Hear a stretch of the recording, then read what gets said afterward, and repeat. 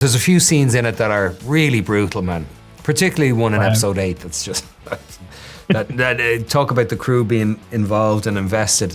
When we were shooting the scene that I referenced in episode 8, there was an awful funk on the set that night. Like the whole crew were, nobody I can't wait. I honestly can't wait for this. Yeah, I don't think I overselling it. You'll not, you won't ask me which scene I was talking about. I'll know.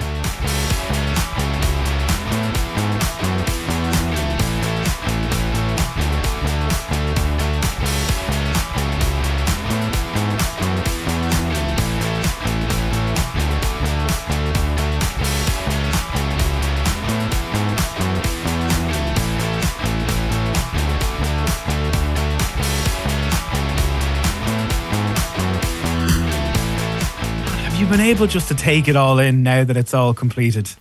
I don't know, man, because I went back to back after this because the strike happened, so a lot of people were out of work, and my issue was abundance. I'm that jammy, and pardon the pun.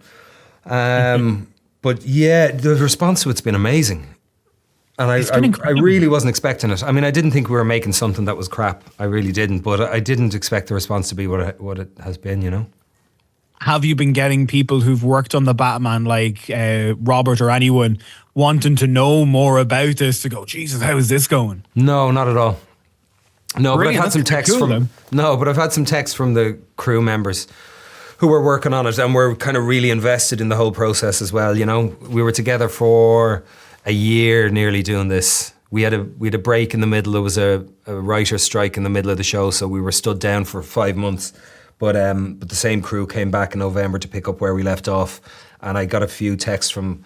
They were really invested in the whole thing, the crew, and it was one big team effort. Oz is. There's part of me that I kind of like him. Like, is he a lovable rogue, but also a lethal person? A little bit. You haven't seen the 8 episodes, have you? No, I have not. We are betting to see episode 2 now. It's funny because by the end of the 8, I'm not sure. I don't know. I have no idea. And the audience will find whatever they watch in whatever way they find it. But I would be surprised if anyone liked him by the end of 8. But certainly at the start, he is a lovable rogue, and he's great. He's good. He's good crack. One of the characters said, "You're nobody keeps you around for your intelligence. You're good fun at a card game." And there's an element of truth to that in a way. He's got a good bit of banter about him, and he's got a very awkward sense of humour. But that starts all that stuff that was kind of fun in the film to play as well, because he was a bit of comic relief in the film. That starts to peter out as the darkness begins to kind of consume everything else. So by the end of the 8th episode, it's I feel it's pitch black. I don't know. It's hard for me to have relentless. Yeah. When I was a kid, there was a gangster, real old school type, Rex Calabrese. He was a big deal. He helped people. He saw you on the street, he'd call out to you. When I'm 14 or something, he has a heart attack and dies. I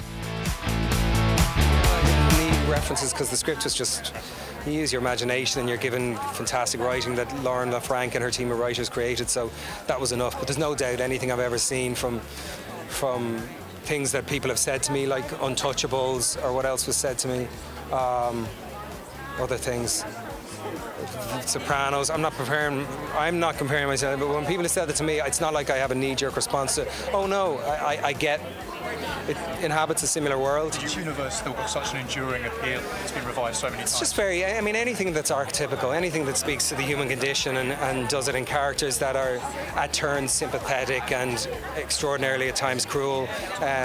The world just is still a world of mystery to people, including myself, when I read about it. When I heard that Matt wanted to talk to me about playing the Penguin in the film, I was so giddy with excitement. When I was 44 or 5, I mean giddy like a 6-year-old. So yeah, it still holds a magic for a lot of us. I would say that one thing that distinguishes us is that this is really about class in a way that the Batman kind of can't be about class so much because he's a billionaire or whatever.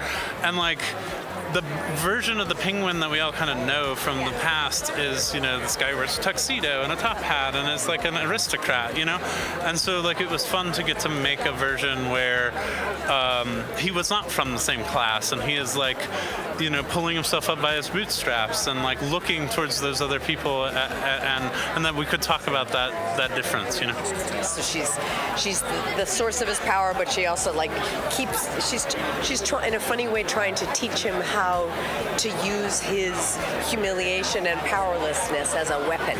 She brings him along to show him how to do it. So. Growing up as a teenager, growing up on the Christopher Nolan and Christian Bale movies, I mean, that was my life growing up. And so I even remember when I was a kid, my parents went to go watch a movie, and it was the first time that I ever said, you know what, you guys go watch that. Dark Knight Rises is playing in the other theater. I'm going to go see that instead. And just massive fan. So getting to be a part of this world. Gotham as a city, the location, it's incredible. That must be great as an actor to be able to do something like that, so it's really, really gritty and people feel like they know the character and all of a sudden they're going, Jesus, he's not like that at all. He's actually worse. Yeah, well, it's a good thing, when you're reading something, if you're surprised reading it, you can't really expect the audience to have an experience that you're not having yourself when you're telling a story or bringing a story to life, I think. So, in doing it, you get inured to it because, there's not that much surprise anymore, certainly as far as plot twists and storylines go. You might get surprised take to take and something that happens with you and a fellow actor and all that stuff. But when I read it, he was very likeable in the first episode, kind of likeable in the second episode, a little bit less in the third. And by the time I finished the 8th episode just reading it, I was knackered and I just thought, oh Jesus, this is awful dark. I was like, I actually asked the producer, I said, have HBO signed off on all this? But of course, HBO make heavy stuff as well. But there's a few scenes in it that are really brutal, man. Particularly one in episode 8 that's just that talk about the crew being involved and invested. When we were shooting the scene that I referenced in episode 8, there was an awful funk on the set that night. Like the whole crew were, nobody. I can't wait. I honestly can't wait. For this. I don't think I overselling it. You'll not. You won't ask me which scene I was talking about. I'll know for sure. Is there any mannerisms that, a couple of months later you've been like, Jesus, I'm still in this character that you're trying to get out? Maybe not the brutal ones, but little things. Not really, no. But it feels like it's not a million miles away. Do you know what I mean? I feel like I got to do it enough. I did enough laps as Oz that if I just saw a hairpiece again, it would all come back.